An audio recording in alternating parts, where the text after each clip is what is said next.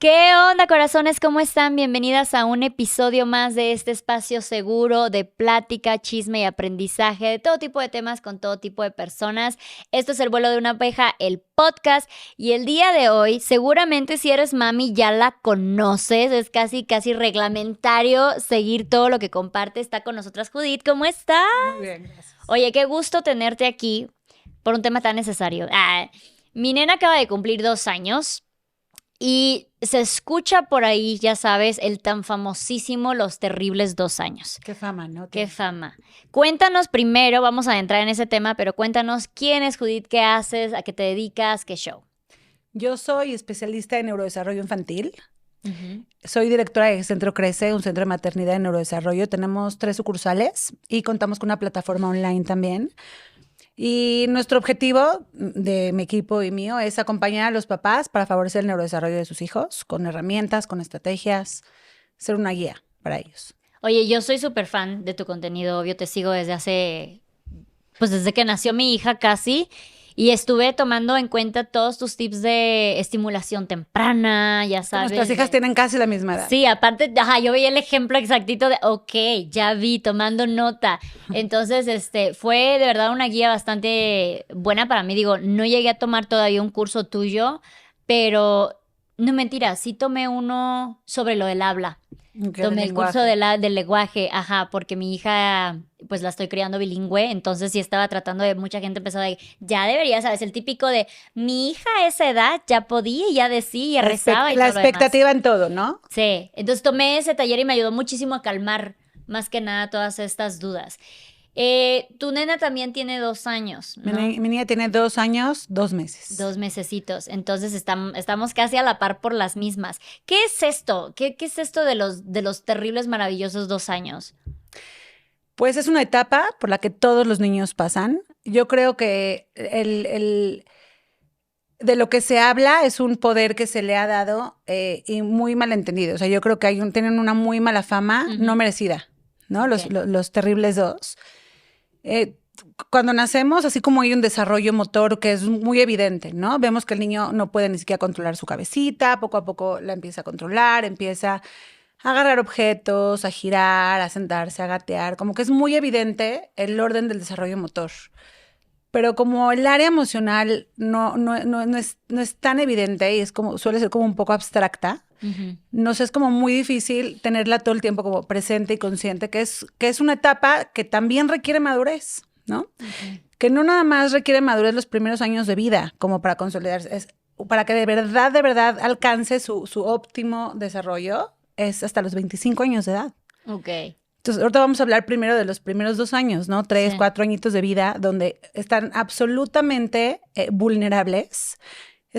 Son nuevos en este mundo, su desarrollo, su mundo interno está apenas evolucionando. Están en un proceso de madurez, pero lo que quiere decir que ahorita tienen un proceso inmaduro. O sea, ahorita todo su sistema nervioso está inmaduro.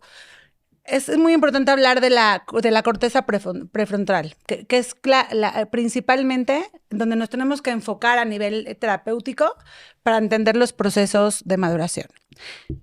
¿Qué es lo que se logra cuando un ser humano es maduro? Bueno, se logra tener conciencia de nuestras propias emociones, se logra tener empatía, se logra tener autocontrol, que incluso en edad adulta, ¿quién no de repente no es empático? ¿Quién no tiene control? ¿Quién no conoce sus emociones? ¿No?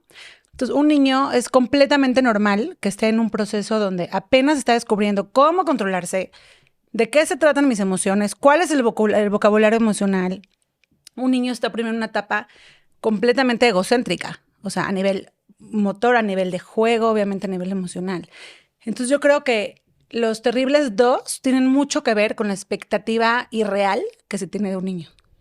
¿Tú crees que porque sentimos que ya a esa edad ellos ya caminan, corren, empiezan a hablar, entonces ya los vemos como, ok, ya eres un humano autosuficiente, entonces ya deberías de tener controlado todas estas emociones y por eso nos sorprende al ver, pues que obviamente no, claro, porque pues todavía siguen descubriendo estas ideas y por eso sentimos este rechazo al de, ya llevamos 2 años en esta, ya es para que esto quedara claro. Sí, mi amor, ya hablas, ya te comunicas, sí. No me digas que no te sabes controlar, pero sí, yo sí creo que algo ocurre ahí.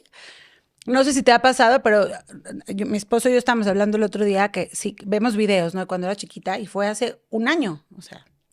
Pero si tratamos de acordarnos de mi niña jugando con un juego con el que vimos el video, sentimos que fue hace unas semanas. O sea, cómo pasó hace un año, pero cómo cambió tanto en su tamaño. Entonces pasa tan rápido el cambio.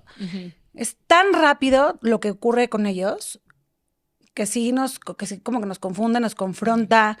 No nos da chance de adaptarnos a nosotros como papás a su propio ritmo, Sí. ¿no? Entonces, como de por sí la maternidad, la paternidad es un viaje, o sea, ya es un tema. Ahora, el desarrollo del niño con todos los cambios, o sea, no nada más te tienes que adaptar al proceso de maternidad, adáptate a cada rato al nuevo yo de tu hijo. Sí.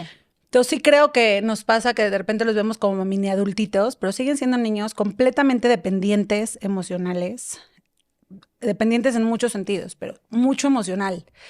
Y se nos olvida, ¿no? También creo que hay que hacer un cambio de foco. O sea, cuando hablamos de los Terribles 2, ¿qué es lo que te viene a la cabeza con los Terribles 2? Berrinches, travesuras, no sé, ese tipo de cosas. Retos, desafíos, Sí. ¿no? O sea, empiezan con el no, no y no y no. Entonces empiezan a tener como este poder de decisión y uno siente esto más retador, ¿no? Ya no puedes tú tomar todas las decisiones porque se enojan y lloran y todo ya esto. son personas que saben lo que quieren, entre comillas, ¿no? Ujú. Pero, exacto. O sea, cuando hablamos de los Terribles 2, o cuando hay unos papás con niños más grandes, bienvenido a la etapa, ¿eh? Ahora sí te espera lo bueno. Ujú. Entonces ya nos hacen entrar con el radar como el foco en lo malo, en lo difícil, en lo complicado. Y yo creo que lo que hay que hacer es una invitación distinta, ¿no? Hay que entender cómo funciona el desarrollo del niño, cuáles son las necesidades por ser bebé o niño, generales, simplemente por ser un bebé o un niño. Y hay que aprender a ver a nuestros hijos de una manera más integral, también para identificar sus necesidades específicas. Yo soy especialista en neurodesarrollo infantil. Estoy mucho más especializada en el área de rehabilitación motora.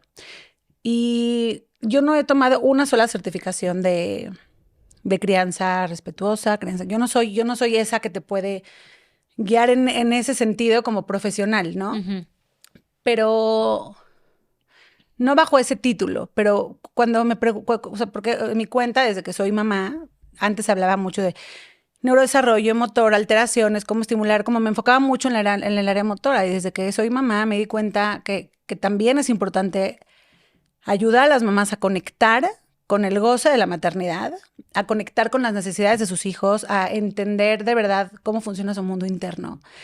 Y sí, puedo decir que me ha ido bien, o sea, me ha ido bien y eso que podría haber sido distinto por un tema que tiene mi niña de un perfil sensorial que ahorita te puedo platicar, porque es importante considerarlo.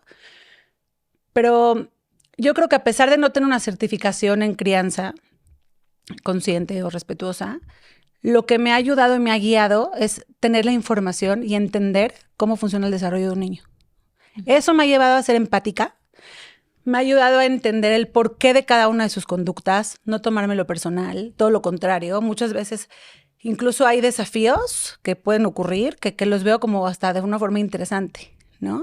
Y a veces hasta agradezco esos comportamientos porque sé que mi niña se está volviendo una persona, está entendiendo que es alguien individual, que está teniendo capacidad de decisión, que está teniendo liderazgo. Entonces lo que me toca es canalizar. Ahí sí, como mamá me he preparado muchísimo, como todas, ¿no? Tomando cursos con libros, siguiendo cuentas como muy clave, que dan buenos tips. Pero lo que más me ha funcionado a mí como mamá es saber entender cómo funciona el desarrollo de mi hija en todas sus áreas. O sea, entender las necesidades completas, no nada más las emocionales. Tenemos muy claro que nuestro hijo tiene que comer, dormir. Se sabe el tema de las rutinas, que muchas veces en la hora de la práctica se nos olvida. Uh-huh. Y es un detonador fuertísimo los desbordes emocionales. Pero se habla poco, o sea, pocas mamás se sientan a decir, a ver, ¿qué perfil sensorial tiene mi hijo? Hay muchas que ni siquiera saben lo que es. No, nunca lo había escuchado. Okay. O sea, digo, fuera de tus redes, nunca había como que yo he escuchado por fuera algo así. Y podemos platicar de eso porque es como si entendemos como un ejemplo, ¿no? O sea, ¿qué es un desborde emocional? Directamente es una señal de saturación emocional o sensorial. Eso es un desborde emocional. ese es un berrinche, ¿no? Ajá, que es que la como, gente lo ve como lo como un conocemos, berrinche, que es lo que es, pero yo creo que la palabra berrinche tiene una connotación negativa. súper negativa, tiene una carga ahí súper pesada que De no, malcriada, ¿no? sí, O sea, mal educado, no tienes límites, que este es un berrinche, o sea, la palabra la uso en mi cuenta porque sé que es la forma en que las mamás conectan con el contenido que estamos dando, pero realmente, pues son de eso, desbordes emocionales. Y siempre es una necesidad para autorregularse. O sea, si un niño tiene un desborde emocional, me está diciendo, mamá, necesito que me ayudes a regularme emocionalmente o sensorialmente. Entonces, tenemos que irnos más atrás. Ok, perfecto, soy mamá, estoy entendiendo que es emocional, pero ¿cómo? O sea, ¿cómo? ¿No? Entonces, entender que tiene necesidades, como las más básicas, las biológicas, ¿no? Sueño, nutrición, que se alimenten bien, porque hasta la alimentación influye en que un niño tenga se desorganice. La necesidad de los límites, que también podemos tocar ese tema que a veces nos confunde un poco, ¿no? Estamos en una época ya con bastante información, con más conciencia, y estamos más informados en relación a cómo puede afectar un maltrato a un niño, un grito, y entonces también siento que de repente podemos un poquito irnos al otro lado. Sí, de hecho sí hemos visto muchísimo que esta idea de la crianza respetuosa se ha desvirtuado muchísimo porque la gente piensa que es no poner límites, es dejar que hagan lo que quieran, ¿no? Es como que, ay, pues es que lo estoy criando de manera respetuosa y por eso simplemente no le pongo límites. Entonces encontrar ahí como un equilibrio es bien importante. Muy importante, porque el límite es una necesidad para que el niño crezca seguro, crezca sano mentalmente. O sea, el límite es una necesidad. Entonces, ni muy, muy, ni tan, ¿no? Ahí siempre tenemos en nuestra casa la regla de, a ver, tener nuestras, muy claro que no es negociable. O sea, no es negociable que te subas las escaleras sin ayuda. Punto. Sí es negociable que a veces no comas en tu silla, ¿no? Entiendo que tienes esa necesidad a veces de movimiento. Entonces, eso sí es negociable. Para algunas casas no es negociable que no coman en su silla. Y también está súper válido. Sí. Pero si tenemos claro que no es negociable, podemos ser un poco más flexibles en todo lo que sí, ¿no? Entonces, los límites son importantes, son como una guía, o sea, les dan la ruta. Y no nada más eso, los límites también les enseñan que su figura de autoridad, o sea, su figura de apego, sí es protectora para ellos, sí conviene confiar en ellos, ¿no?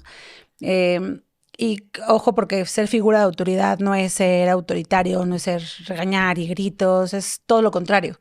O sea, es justo ser congruente con mi comunicación, con mis reglas claras. Si digo no, es no, pero entonces también equilibrar. O sea, si yo entiendo que mi hijo está tirando las cosas porque está en un proceso cognitivo de entender qué pasa si avienta las cosas, no me puedo enojar porque avienta las cosas.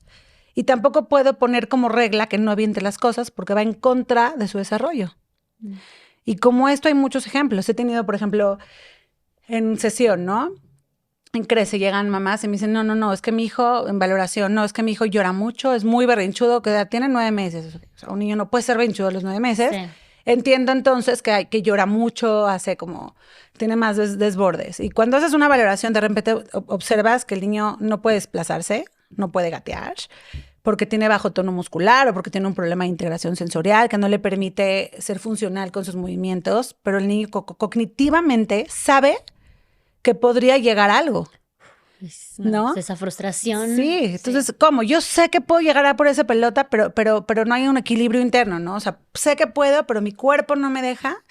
Entonces, cuando la mamá entiende que no es un berrinche, o sea, está expresando una necesidad emocional de que mamá, necesito llegar por las cosas, me estoy frustrando mucho, y la causa, o sea, no es cómo le hago para educarlo, cómo le hago para que no grite, que no llore, no, cómo le hago para que pueda ser libre, para que pueda ser independiente, para que se pueda mover y explorar, y cuando cubres esa necesidad de movimiento y de exploración, entonces automáticamente se elimina este desborde emocional, ¿no? Y es verdad, muchas mamás lo primero que quieren saber es cómo le hago para controlar los berrinches o controlar el llanto o educarlo mejor, ¿no?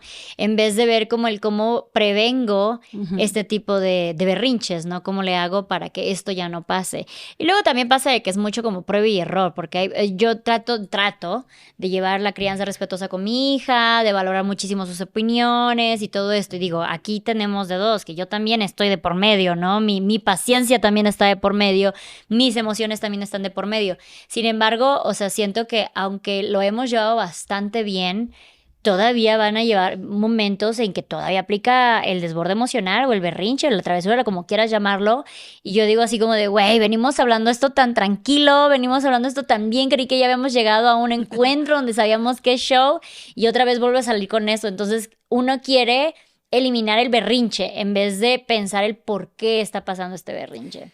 ¿Por qué? Lo dijiste muy claro, prevenirlo, ¿no? O sea, cubrir sus necesidades básicas, sueño. O sea, en el momento del berrinche podríamos hacer ciertas preguntas para tratar de bajar un poco el nivel, la intensidad y cubrir su necesidad. Si está saturado por su ambiente, entonces lo retiro. Si es hambre, entonces si es sueño, lo ayuda a dormir. Pero como dices muy bien, prevenir, y podemos prevenir con rutinas, rutinas es como algo muy claro. Podemos prevenir con límites. Porque cuando tienen límites, no los orillas a llevar a cosas que no. Ahora, hay una etapa que es normal también, que parece que nos están desafiando, pero están experimentando. ¿Qué pasa conmigo? ¿Qué pasa con mi mamá? ¿Y qué pasa si lo repito? ¿Y qué pasa si lo pongo en otro? Ah, grita. Ah, mira, y ese grito lo provoqué yo. Sí. Y es placentero saber que puedo provocar algo yo. ¿No? Que dices sí. O sea, es que placentero que yo puedo provocar que se enoje y grite. Y no nada más que placentero eso, también hay una conexión. O sea, cuando logran una reacción positiva o negativa, hay una conexión. Y los niños quieren conectar con nosotros. Entonces, también es aprender a tener una comunicación como clara, ¿no? O sea, a ver, mi hijo necesita conectar conmigo. Entonces, cubro que siempre sea positivo. Desde mi comunicación cuando está ocurriendo una situación y antes. O sea, si veo que a lo mejor no estoy llenando como su vasito, ¿no? Su vasito emocional, donde no está teniendo mucha atención, y sin juicio todas pasamos por eso, ¿no? Pero puede ser que estás trabajando mucho, has estado un poco ausente, entonces perfecto, sé que necesito llenar ese vasito. Entonces busco un momento de calidad para tener contacto visual, para tener juego, tener contacto físico, para que no tenga mi hijo que llegar al desborde emocional, donde seguro sí o sí voy a poner atención. Sí. ¿Ok? Sí, o sea... Sí. Nos lleva a nuestra parte más primitiva y reaccionamos, ¿no? Lo que es otra cosa que... Sí, ¿por qué no darles la atención simplemente antes? Exacto. ¿No? Sí. Entonces, llenar ese vasito emocional es muy importante. Y también dijiste algo muy clave, que dijiste, a ver, también mi paciencia, y hay también algo que es algo que yo creo que no nos enfocamos tanto. Yo lo aprendí muchísimo con Vanessa Grunwald, que ella habla mucho de maternidad consciente. Ella me encantó porque sí hay muchísimas cuentas de crianza respetuosa, de lenguaje positivo, y es muy importante. Y también hay que nutrirnos porque cambiamos el hábito. O sea, si lo escuchas, te ayuda a ti, a tu cerebro, a hacer un cambio de hábito, en cómo nos comunicamos, a reaprender, ¿no? Uh-huh. Pero hay algo antes de la crianza respetuosa, antes de hablarles bonito, hay algo mucho antes, que es la maternidad consciente. Y así como creo que hay que entender las necesidades básicas de nuestro hijo para prevenir, o no nada más para prevenir los desbordes emocionales, sino para que si ocurren, tener más empatía, entender de dónde vienen y entonces reaccionar diferente. También está la otra parte de yo mamá, o sea, porque son procesos distintos, sí, ¿no? O sea, está el tema de mi hijo, está el tema de mi proceso de crianza y está el tema de mi maternidad. Y muchas veces decimos... No, mi maternidad mi proceso de la maternidad no está siendo tan padre porque estoy muy estresada, porque mi hijo, pero tu maternidad no tiene nada que ver con tu hijo, ¿no? Tu maternidad es, ¿cómo lo estoy viviendo yo? ¿Qué detona mi hijo? Puede ser, pero es un tema personal que eso va a detonar cómo fue tu apego con tus papás, cómo fue tu estilo de crianza, cuáles son tus traumas, cuáles son tus heridas. Y entonces, cuando entendemos que también ahí juega un papel muy importante en el momento de los desbordes emocionales, porque estamos hablando de desbordes, pero pues influye en todo lo que tiene que ver con la crianza y el desarrollo. Pero si entendemos que también mi propia experiencia se va a manifestar en mi hijo, y queremos prevenir o bajar la intensidad de los desbordes o guiarlos de la mejor manera, entonces es un pendiente más en nuestro rol, que es trabajar nuestra historia. Entender de dónde venimos, entender qué me detona, qué me estresa, por qué reacciono como reacciono, y por qué con este hijo reacciono así, y por qué con este hijo no, qué saca este hijo de mí, qué saca este otro hijo de mí. Sí. Entonces también como que para que no sean tan terribles dos, porque de verdad yo creo que no son terribles, yo creo que son increíbles, si lo vemos desde otra perspectiva, también hay que tomarnos en cuenta nosotros en este proceso de todo, de los desbordes emocionales, que muchas mamás están como... O sea, ¿cuántos cursos no has visto hoy en día de límites y límites con amor y los berrinches? Y porque se necesitan, porque es una necesidad que las mamás, porque sí estresa. O sea, sí, no es como que por más respetuosa, consciente y amorosa quiera ser, pues una también dice de... No, estresa. Estás en estado de alerta, ¿no? O sea, cuando estás como muy consciente, luego de repente estás como en estado de alerta. Ok, ¿qué digo? ¿Qué no digo? ¿Para que no llore? Ahorita no quiero que llore, ya me quiero ir, tengo prisa, sí. No, que quiero que sí se quiera poner eso. Estás como todo el tiempo en estado de alerta. Y eso también, aunque no haga berrinches, aunque no... También a ti, la pura dinámica de querer controlar todo el tiempo que pase... Cansa muchísimo. Y luego viene la dinámica de pareja, o sea, también. Entonces, como que sí es un temón... o sea, la edad de o sea, cuando cumplen 2, 3 años, porque mueve muchísimo, pero si lo sabemos ver desde otra perspectiva, lo podemos gozar y podemos crecer a través de esto. Y sí, o sea, dejar de darles esa mala fama, porque si estamos con ese radar de que es difícil, pues sí va a ser muchísimo más difícil. Sí, como dices, entramos ya con la premisa de que son los terribles dos. Yo creo que algo que me hizo ruido que me dijiste, estábamos viendo los videos de mi hija de hace un año y pues era una bebé, ¿no? Y es verdad, es que yo creo que el golpe es tan fuerte porque de 1 año a 2 años... El cambio es impresionante, o sea, neta pasa de una bebé a una niña o una toddler o como le digan, o sea, y ya tiene sus propias opiniones y sus propios gustos y se mueve y ella agarra y ella pide y todo eso a cuando es bebé. Entonces sí es como un choque para nosotros entender que no porque ya se vea como niña significa que ya debe de tener todo figurado, ¿no? Bien lo enseña la película intensamente de cómo las emociones van llegando poco a poco.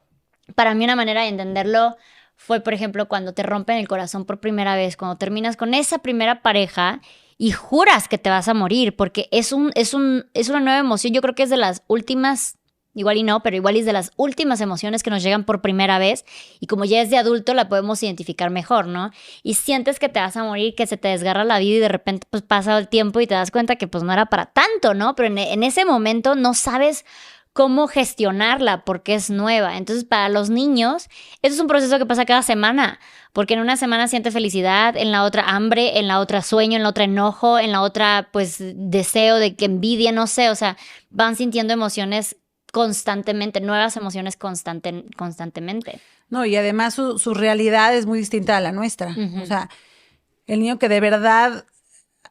Creemos que es un drama, ¿no? Porque es que qué dramático, qué exagerado, pero no, para el niño de verdad era muy importante que le des este muñeco en vez del otro. Sí. O para él era muy importante que primero le pongas un zapato después del otro, o que no le des esta manzana, o que no se la partas, aunque te pidió que se la partas, pues después se arrepintió y no, o que le das otra entera, no me estás entendiendo, la quiero partida, entonces...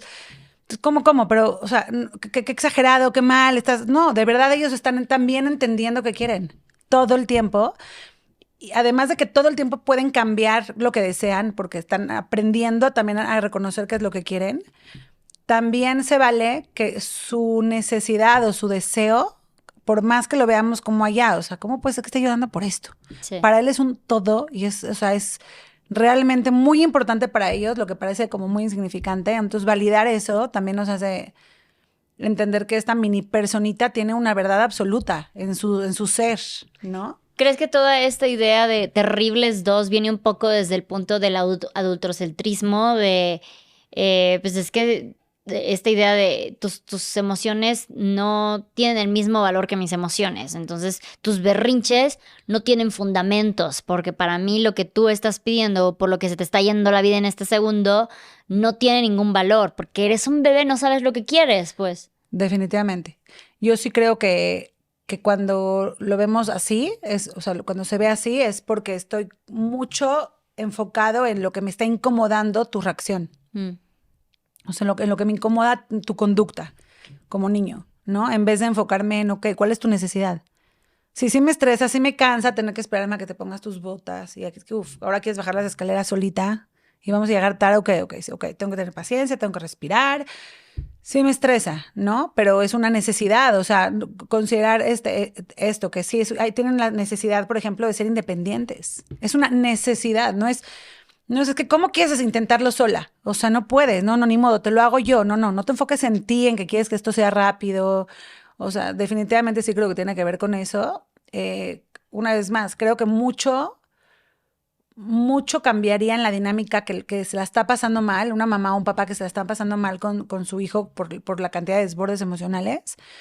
Mucho puede cambiar de un día al otro si cambian la perspectiva, si entienden que se tienen que enfocar en sus necesidades, que tienen la necesidad de ser independientes, que tienen la necesidad de cooperar, que tienen la necesidad de moverse, de explorar, de ser curiosos, de equivocarse, de aparentemente retar, ¿no? De desafiar, que no es personal contra ti, tiene que ver con su proceso de volverse un individuo. Entonces, si veo que todo esto tiene que ver con el niño, de verdad tengo que estar en un estado de mucho agotamiento emocional o muy bloqueado para no ser más empático en el momento de un desborde, ¿no? Sí.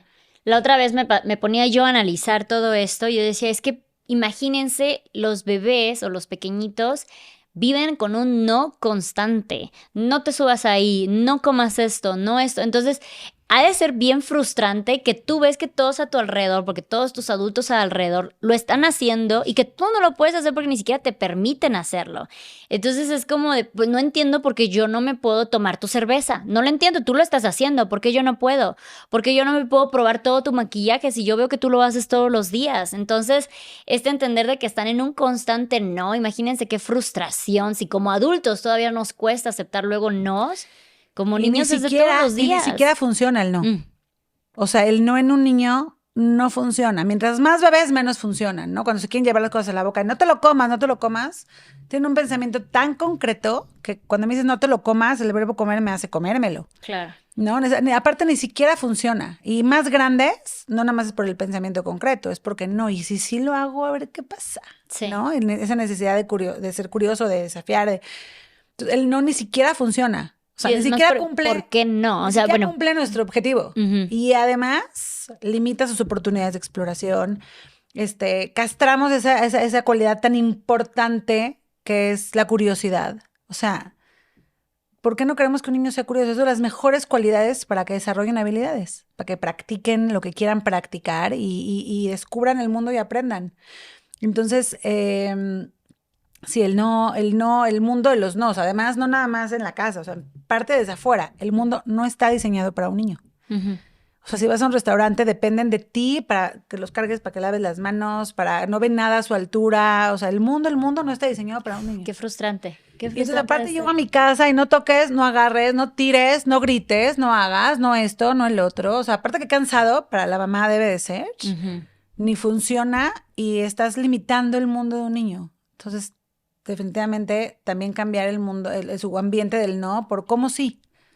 Mejor mamá, cómo sí lo hago, cómo sí me expreso, ¿no?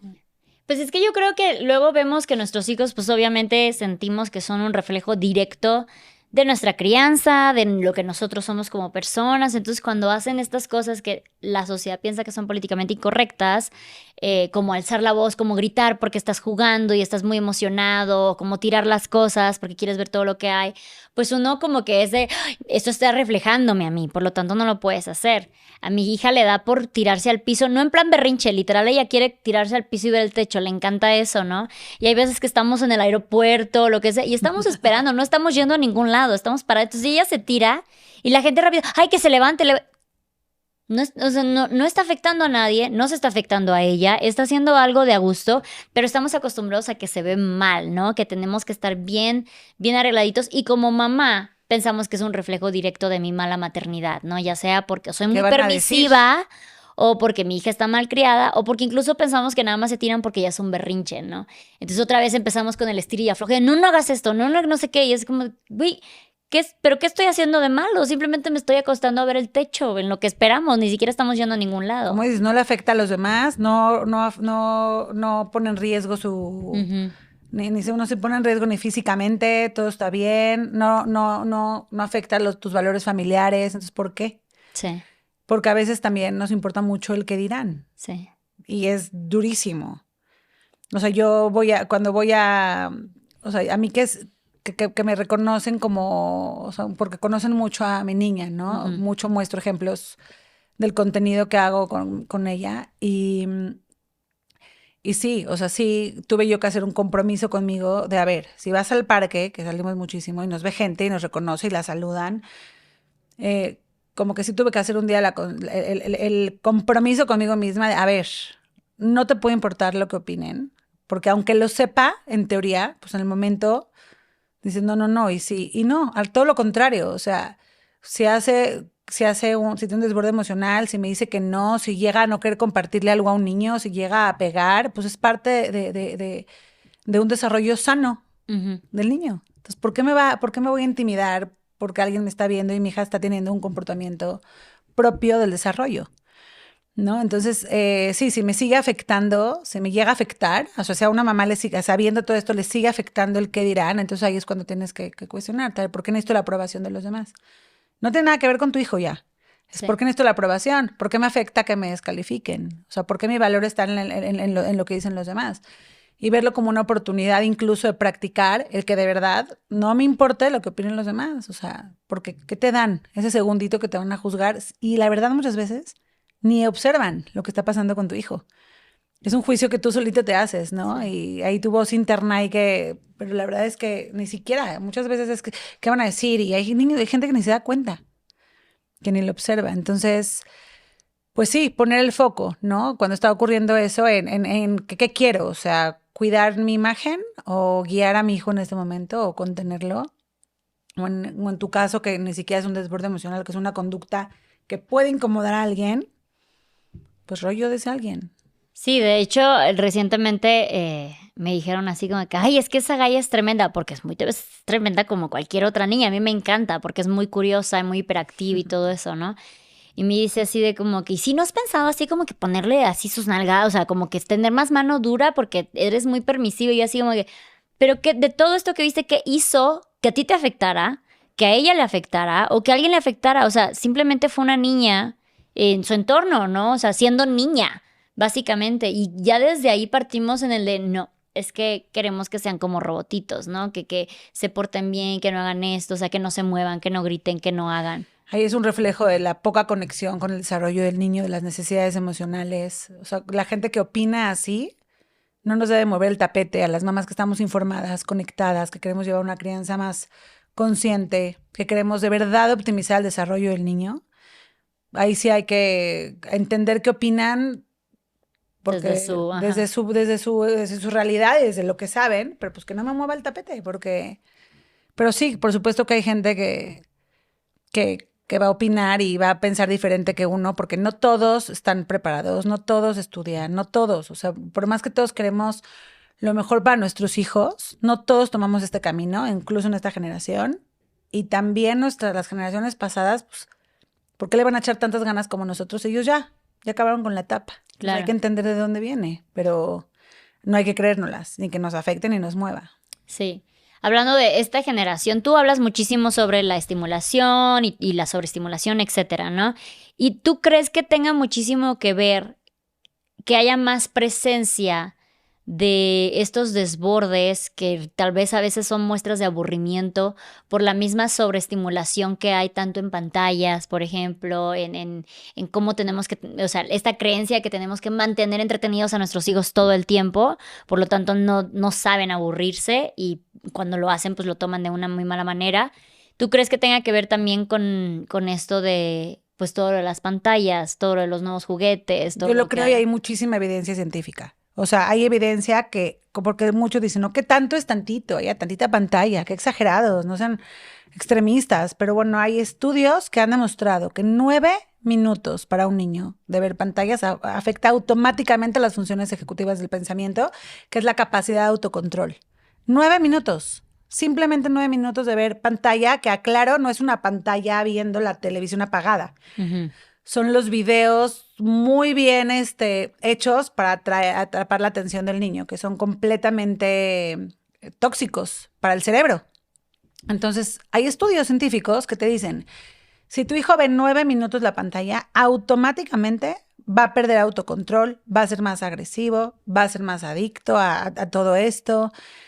Y entonces, claro que afecta la falta de oportunidad de exploración sensorial, la falta de oportunidad de movimiento, no hay ambientes oportunos en los niños, o sea, para de verdad desarrollar sus habilidades. Y como dices, muchas veces llenamos su agenda. Hoy en día pues, hay muchas oportunidades de clases y está perfecto y soy pro meter a los niños a clases. Yo lo haré en su momento de lo que sea, de lo que le Karate, interese. natación, etcétera. Ajá. Exacto, pero sí, o sea, un niño necesita calma. Lo mejor que le puede pasar a un niño en los primeros años de vida es estar en un ambiente con calma, poco coche, o sea, poco tiempo estar en la calle. No, o sea, obviamente la naturaleza es un estímulo súper positivo, el aire libre, pero sí, un niño que está en su casa, con una rutina predecible, un ambiente físico que favorezca el desarrollo, un ambiente emocional que favorezca el desarrollo, por supuesto que hace que su sistema esté organizado, o sea, no sobreestimulado. Mm. Y la sobreestimulación, sobreestimular a un niño es exigirle más de lo que físicamente o a nivel de cerebro, cognitivamente, puede hacer. Y no quiere decir que aparentemente no se adaptan. Es que le encanta la pantalla. ¿Cómo va a estar sobreestimulado si está tranquilo, todo quieto ahí como mopeta y todo? ¿Cómo? Pues eso no quiere decir que esté quieto. Sí. No quiere decir que ese periodo de atención prolongado sea sano. Algo está haciendo internamente que por supuesto lo va a desorganizar completamente y entonces se va a manifestar con desbordes emocionales, con ansiedad, con agresividad, con falta de control. Entonces sí tiene que ver. También creo que tiene que ver esto, o sea, cuando yo ahorita estoy como muy, digo, como directora de Crece, que es un centro de terapias, tengo áreas, ¿no? Neurodesarrollo, emocional, alimentación, integración sensorial, es una de nuestras más fuertes, porque la integración sensorial es la capacidad que tiene el cerebro de recibir la información de su medio ambiente a través de nuestros 8 sentidos, porque son 8 sentidos, y recibir la información, organizarla, interpretarla para entonces ser funcional, ¿no? Entonces, hay niños que tienden a ser hipersensibles, o sea, que la estimula, que por naturaleza, que por nacimiento o por cuestiones aprendidas o detonadas, la información que reciben, su cerebro la interpreta como de más, con mayor intensidad, ¿no? Y hay niños que son lo contrario, hiposensibles, niños que su cerebro interpreta la información con menor intensidad, entonces como que no la captan bien, ¿no? Este niño hipersensible es el que rechaza, a lo mejor, con un dato no quiere decir que es hipersensible el niño, Claro. ¿no? No se autodiagnostiquen, por favor. Sí, o sea, y estamos hablando de una forma como muy general, pero un niño hipersensible es el que rechaza estímulos, a nivel táctil no le gusta agarrar cosas, o a nivel auditivo se siente como muy saturado, llega a un lugar y como que se siente tan saturado que quiere estar pegadito a mamá. Se pueden ver como introvertidos, ¿no? Hay niños que el movimiento también les genera como mucha desorganización, o sea, el movimiento hacen que se sientan como perdidos en donde están, en el espacio, entonces rechazan actividades de movimiento, entonces cuando llegan a un parque parece que son tímidos, parece que son introvertidos, pero no, el medio ambiente le está dando mucha información, o sea, su cerebro está interpretando la información del medio ambiente como mucha información. Entonces se saturan, entonces rechazan y evitan la estimulación, el estímulo que estamos presentando. Y el niño hiposensible es todo lo contrario. Necesito más, o sea, lo que me estás presentando no es suficiente para que la información como que me llegue, ¿no? Entonces son estos buscadores que se mueven muchísimo, que se ensucian, que están todo el tiempo, que no se dan cuenta que están sucios, que tienden a ser como un poco torpes y quieren estar todo el tiempo golpeados, o sea, como que parece que quieren golpear a la gente, pero no, es porque necesitan ese contacto y quieren estar todo el tiempo con mamá. Y está el neutral, ¿no? El que no es ni hipersensible ni hiposensible.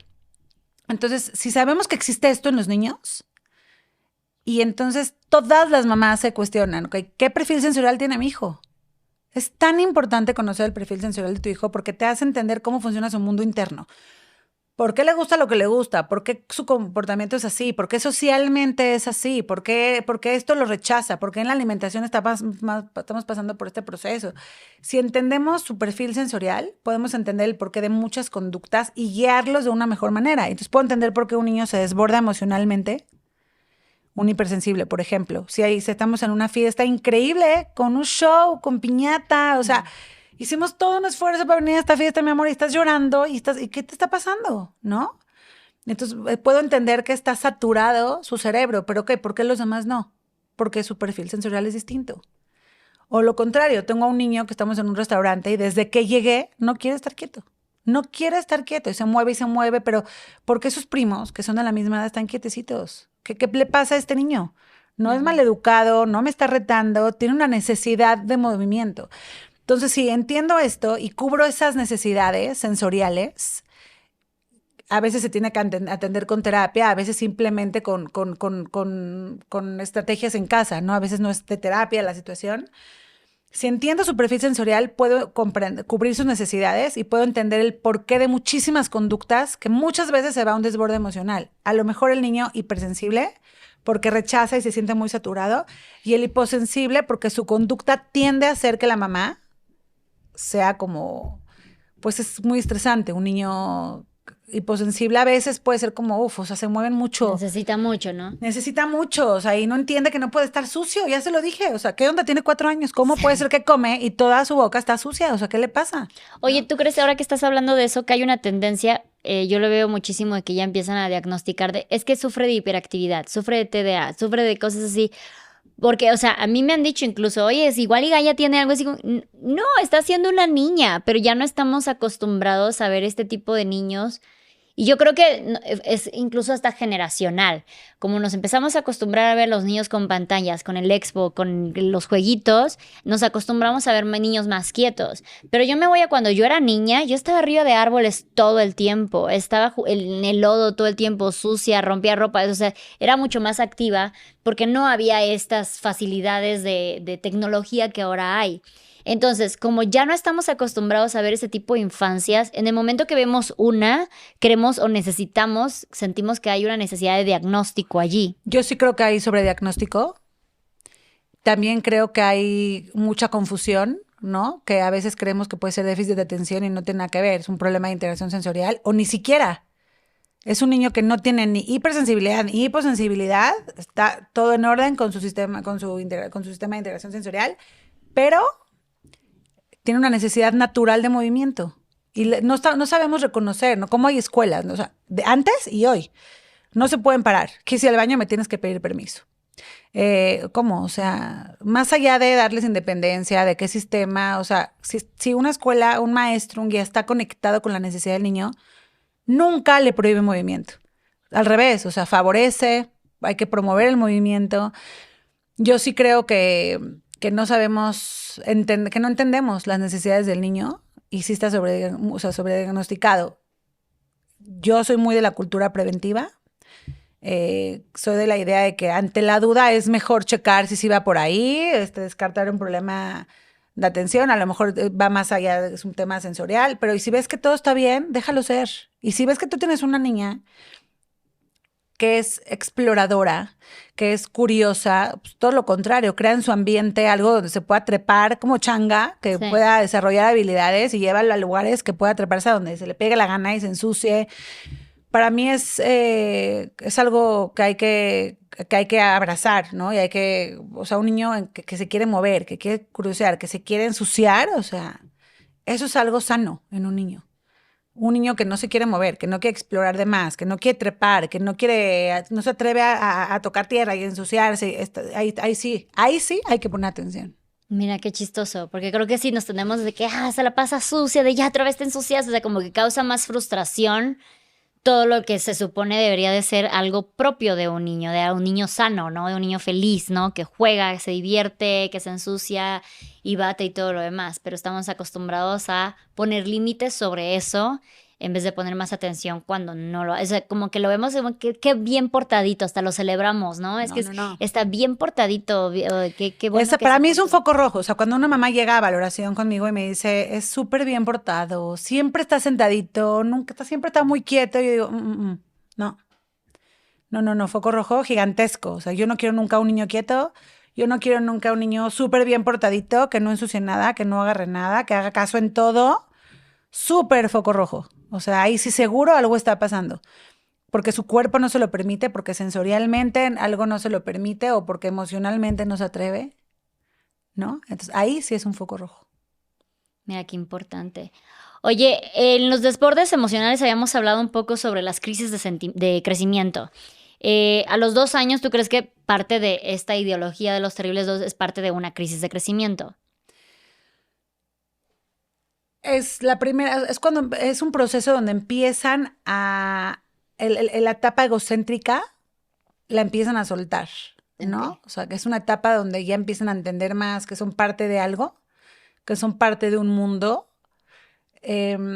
Pues le llaman así, pero pues porque ahí es un cambio, ¿no? También la palabra crisis creo que tiene una connotación ahí fuerte, pero pues es el niño, el bebé que está creciendo, que sigue siendo dependiente emocionalmente de la mamá, porque sigue siendo dependiente, pero ya no es bebé, ya es un niño, ya empieza a entender que es alguien en este mundo, ya empieza a entender a su alrededor, empieza a entender que puede opinar, que le hacen caso, que puede tomar decisiones. Entonces, sí hay un cambio muy importante, pero muy a su favor.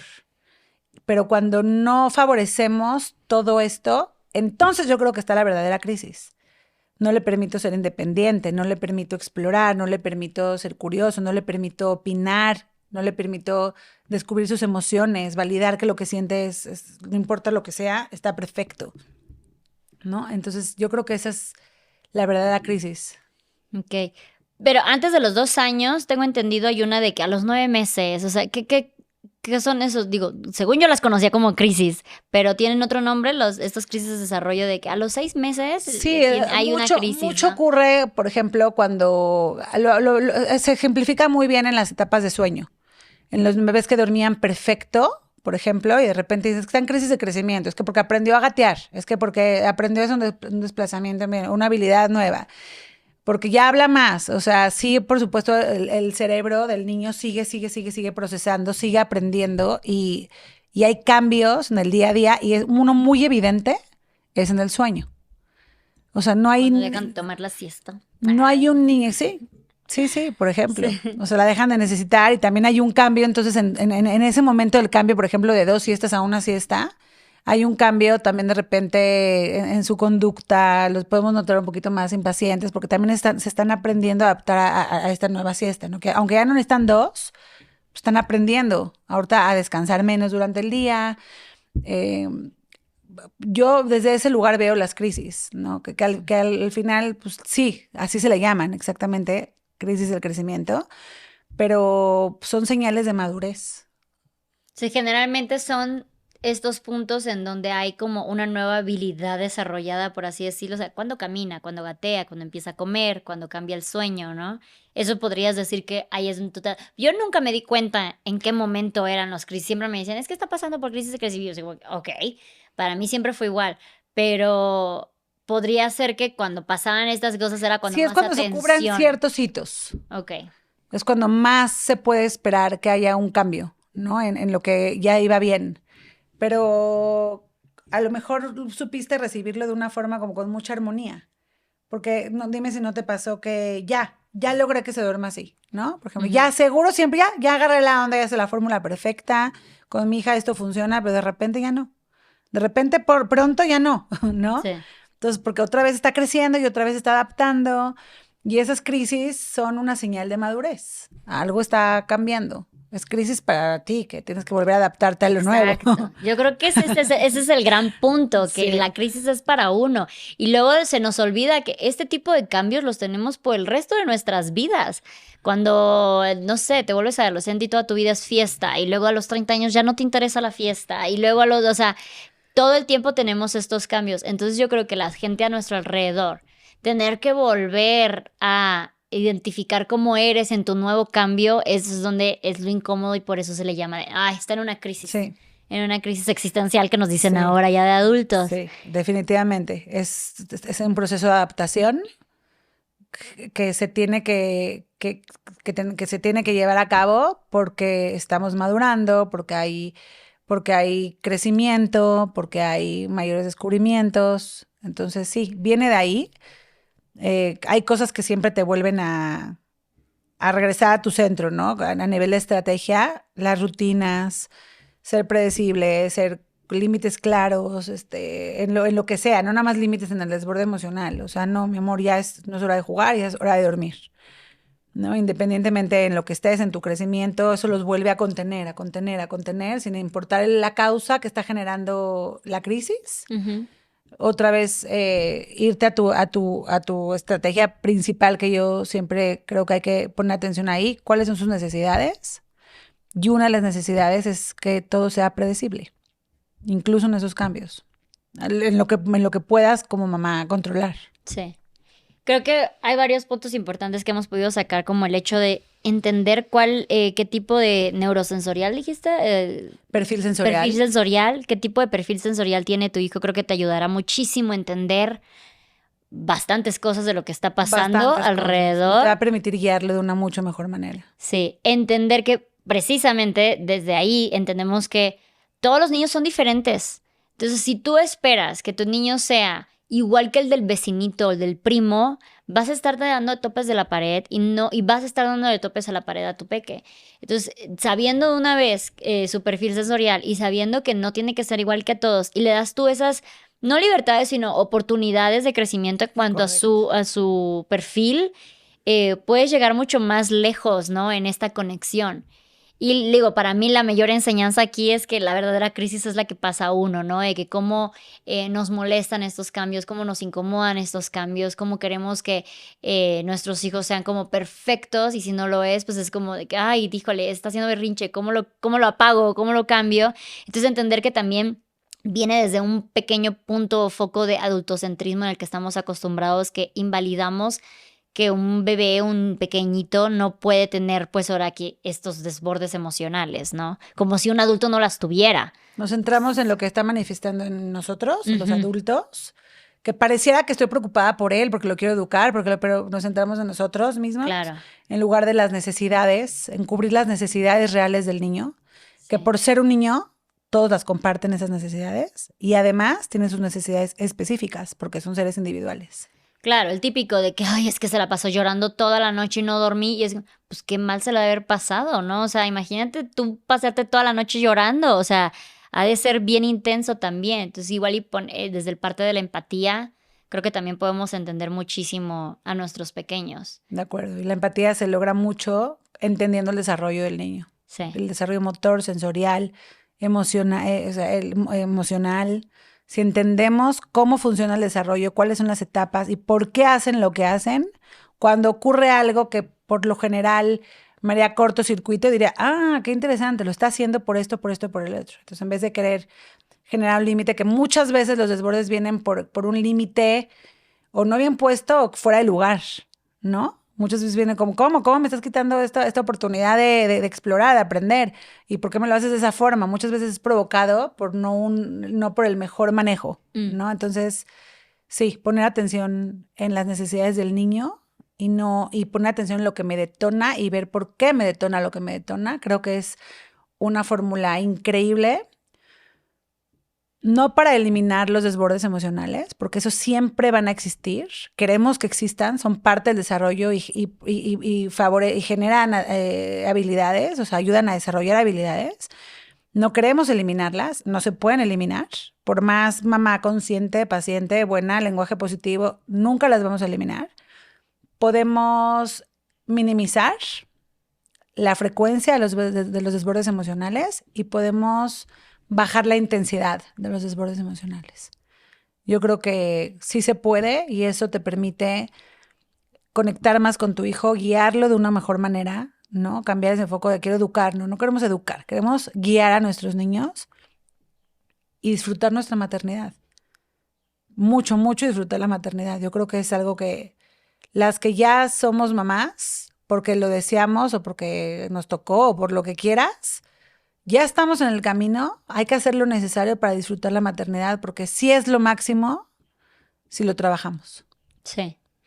Me encantó cuando dijiste eso de la maternidad no se trata de mi pequeño, de mi hijo, porque yo hago muchísimo este comentario de que yo amo ser mamá, me encanta ser mamá, es maravilloso ser mamá, pero odio la maternidad, ¿no? Porque como dices, la maternidad conlleva muchísimo más detrás del solo estar con mi bebé, ¿no? Entonces todos estos cansancios, frustraciones, que es agobiante y en el momento que yo entendí que podía quejarme de mi maternidad sin que se refiriera precisamente que me estaba quejando de mi hija, a mí me dio mucha paz. Uf, qué liberador. Empecé a sentir mucha liberación y por eso siempre constantemente me termino quejando de lo pesado que es, o sea, porque le doy voz a esos sentimientos para poder saber que no estoy frustrada con mi hija. Entonces yo no tengo este descargue con mi hija de que, ¡ay, ya deja de llorar! No, o sea, no, son otras situaciones las que a mí me pesan y entiendo que son parte de, ¿no?